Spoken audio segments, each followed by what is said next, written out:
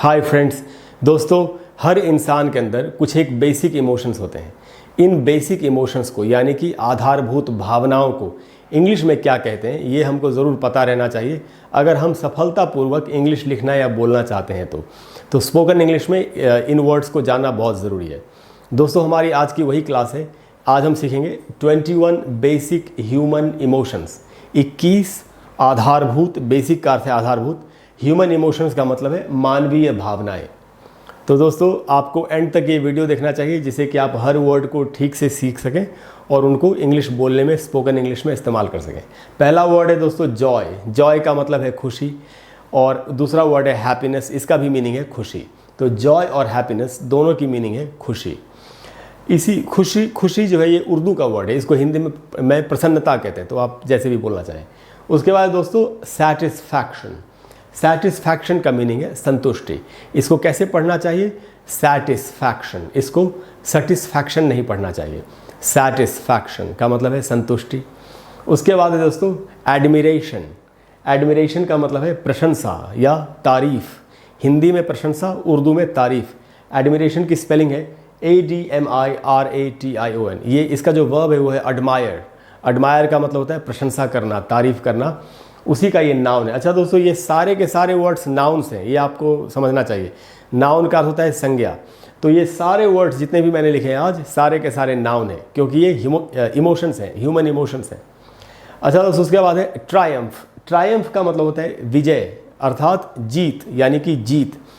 जैसे TRIUMPH ये इसकी स्पेलिंग है। ट्रायम्फ का मतलब है जीत या विजय। दोस्तों एक और भी वर्ड है जीत या विजय के लिए, वो है विक्ट्री। VICTORY। विक्ट्री का भी मतलब है विजय।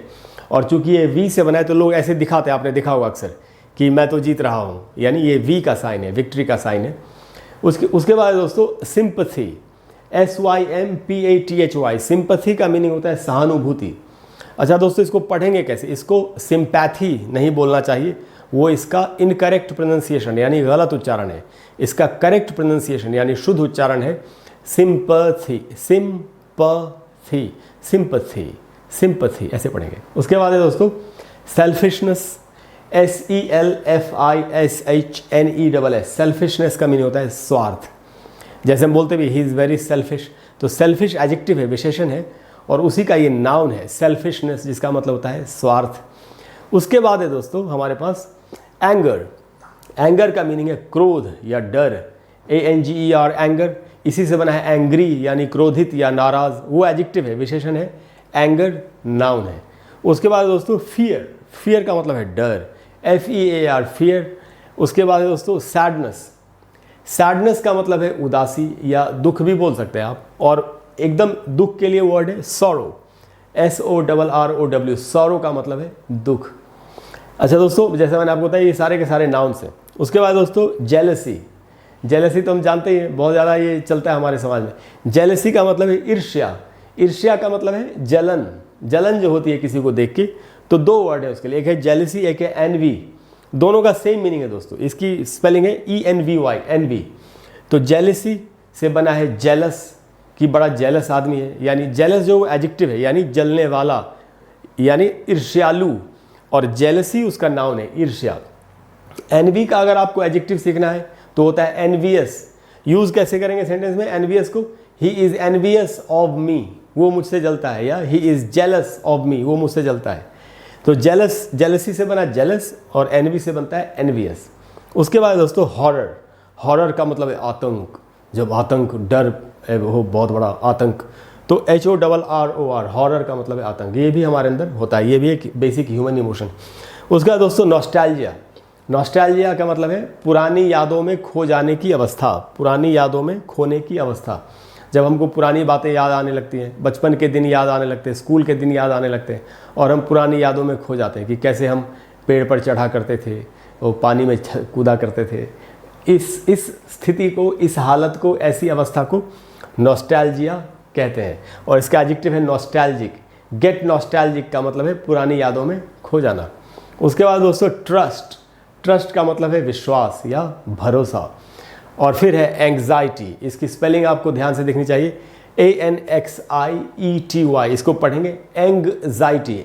ग है फिर ज है, एंग्जाइटी, और इसका मीनिंग है चिंता।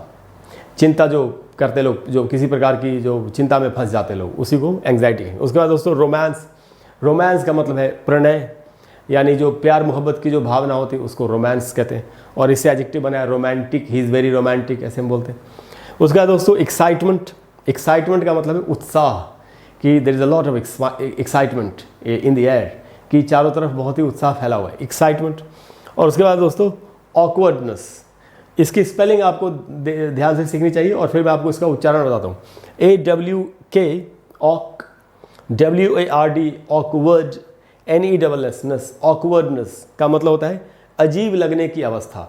ये कैसे, जैसे मान लेते हैं आप मेंटली प्रिपेयर्ड नहीं हैं, अचानक आपको 10, 15, 20 लोगों के बीच में गाना गाने के लिए बोल दिया जाए, तो आपको थोड़ा सा अजीब लगेगा, अरे यार कैसे गाऊँ।